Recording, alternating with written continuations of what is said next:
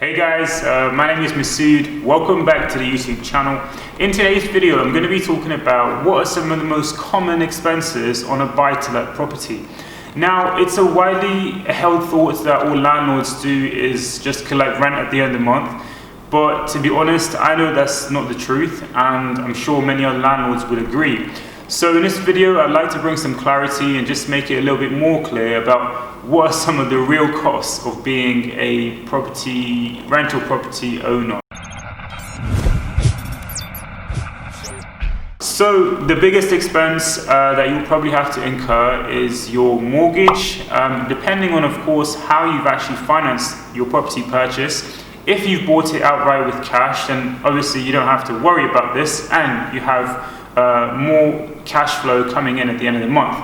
However, most investors I know tend to get a mortgage just because they have to put less money down on the house, and that means that they can use the rest of the money on another deposit for another house. How much of your mortgage you actually will pay depends on what kind of mortgage you have. So there are two types of mortgages in the UK, an interest only and a repayment mortgage. So a repayment mortgage is when you're paying down the equity plus the interest on your loan, and an interest only mortgage is when you're paying only the interest on that loan. Most investors I know tend to just go for the latter option, and they just go for an interest only mortgage because it allows them to have more money, more cash flow at the end of the month. After all of the other expenses. Number two, we're probably going to be using a letting agent. Again, most investors I know, and the smarter thing is to be less hands-on. I think that's what everyone who invests in property is after, is passive income. So a letting agent will probably charge you anywhere from 8 to 12%, and that's 8 to 12% of your rent that's coming in. So let's just say an average figure, your rent is £500 a month and your letting agent fee is 10%. So your letting agent would take about £50 from your rent every single month. I should say as well, I'll make another video, but letting agents do charge an initial upfront fee for finding your tenant and onboarding yourself as a landlord and your property. But that's probably another video I should make. So just to recap, we've got our mortgage, we've got our letting agent, and now we need a insurance on the house. So landlord's insurance will probably cover your building, and if you've got a tenant in there, because they're more risk, your insurance is going to be a little bit higher. So buildings insurance is usually about £15, but landlord's insurance is that, and it covers like things like when tenants probably if they damage your property, depending on what kind of insurance you have, your insurance will cover that. So that's usually about £20 to £25, I'd say, on average. And you have to get that. That's a legal requirement, so don't forget. Again, we've got our mortgage, we've got our letting agent, we've got our landlord's insurance.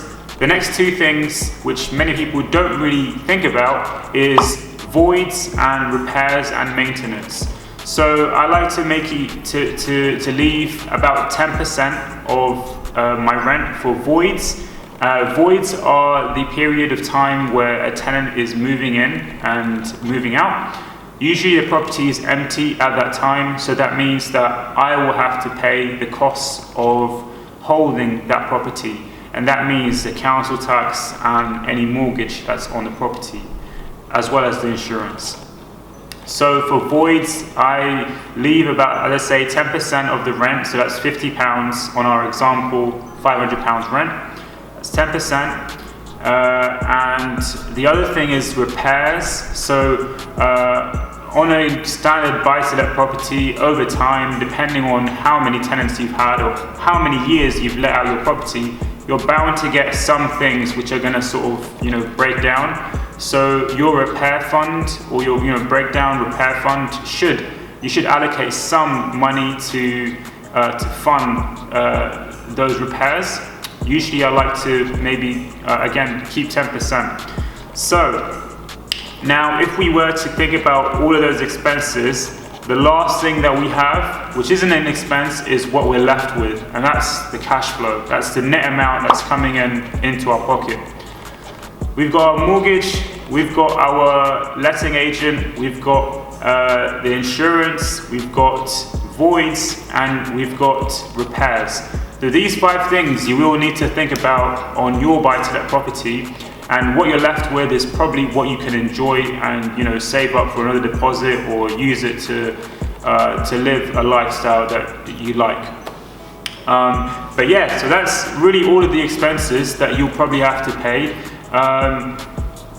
If you're interested about how much is a good cash flow, and how much should I be cash flowing on a particular type of property, I'm happy to make another video for you guys. Just make sure to let me know. Apart from that, I hope you enjoyed this video and you learned something new. Don't forget to like, comment down below any thoughts you might have had, and of course, don't forget to subscribe. I'll see you guys in the next one. Take care.